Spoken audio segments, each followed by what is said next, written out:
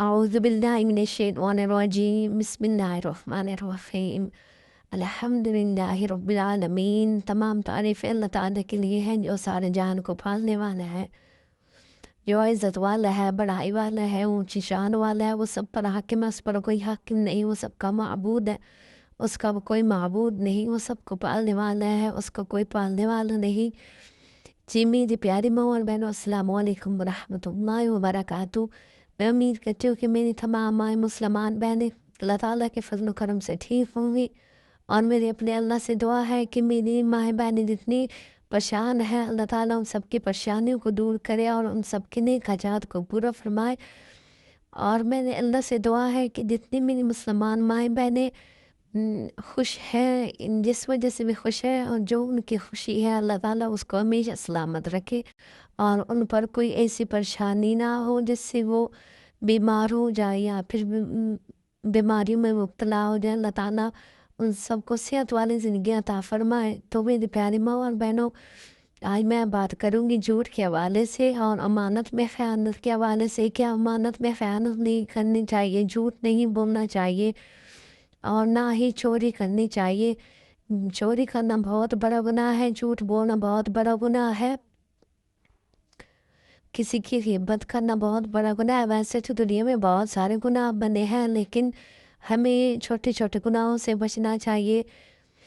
میں نے نبی کریم صلی اللہ علیہ وآلہ وسلم سے پوچھا گیا کہ آدمی گناہ کر سکتا ہے؟ میرے نبی پاک صلی اللہ علیہ وآلہ وسلم نے فرمایا کر سکتا ہے، کہ ہر گناہ کر سکتا ہے، ہر گناہ کر سکتا ہے، کیونکہ وہ بشر ہے، انسان خطا کار ہے، انسان سے گناہ ہو سکتا ہے، لیکن میرا اگر امتی ہو تو وہ تو کام نہیں کرے گا، ایک جھوٹ نہیں بولے گا، دوسرا دھوکہ نہیں دے گا۔ تو میرے پیارے ماں اور بہنوں، آئیے دو کام جو ہے وہ زیادہ ہے، تو ہمیں بچنا چاہیے، جھوٹ نہیں بولنا چاہیے، ہمیں دھوکہ نہیں دینا چاہیے، کیونکہ ہمارا اللہ ہمیں دیکھ رہا ہوتا ہے۔ ہم تو کہتے ہیں کسی کو اگر ہم دھوکہ دیتے ہیں تو ہمارا اللہ ہمیں دیکھ رہا ہوتا ہے۔ تو آپ میرے پیارے ماں اور بہنوں خود دیکھیں کہ ہم جو چیز بوتے ہیں وہی کاٹتے ہیں۔ اگر ہم گندم بوتے ہیں تو وہی کاٹتے ہیں۔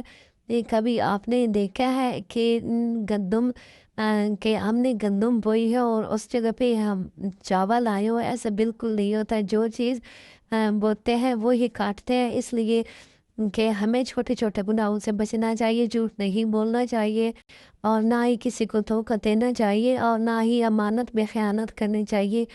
ایک اللہ کے بزرگ تھے، تو انہوں نے ان کی بیلیں تھی سبزی کی، تو ایک خداکار انسان رات کو اس میل میں گھس گیا، تو اس نے ایک وہاں سے کوئی سبزی توڑی۔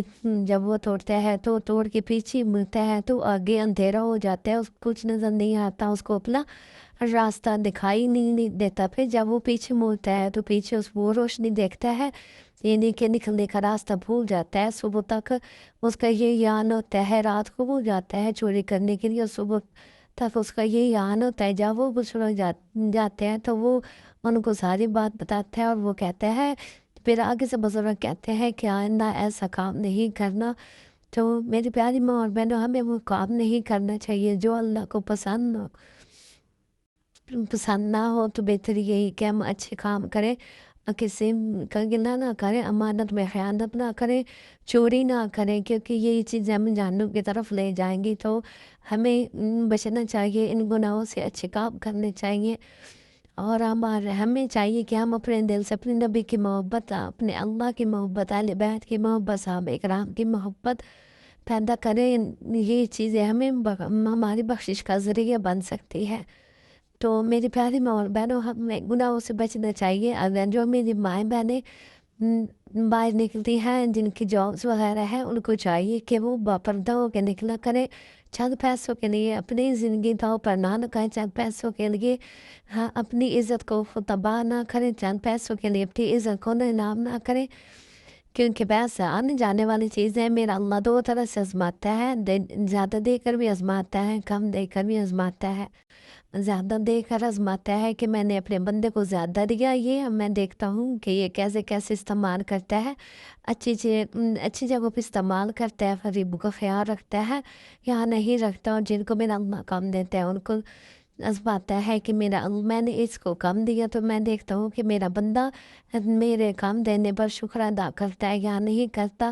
تو میرے پیارے ماں اور بہنوں، ہمیں چاہیے کہ اگر ہمارے پاس رزق کم ہے تو ہم اس پر شکر ادا کریں، ہر پل میں اللہ کا شکر ادا کریں۔ اگر ہمارے پاس رزق زیادہ ہے تو ہمیں دوسروں کا خیال رکھنا چاہیے۔ تو اگر آپ کے پاس رزق کم ہے تو اپنے اللہ سے مانگیں، اپنے اللہ سے مانگیں۔ یہ جو ہم بائی روڈ امیر ہونا چاہتے ہیں، یہ بالکل غلط ہے، ایسا نہیں کرنا چاہیے، ہمیں صبر کرنا چاہیے، کیونکہ میرا اللہ خود فرماتا ہے قرآن پاک میں کہ میں صبر کرنے والوں کے ساتھ ہوں۔ تو اس کی یہ وجہ ہے کہ آپ چوری نہ کریں، امانت پہ خیانت نہ کریں، لالچ نہ کریں، بس اپنے اللہ سے مانگیں جو چیزیں مانگنی ہے۔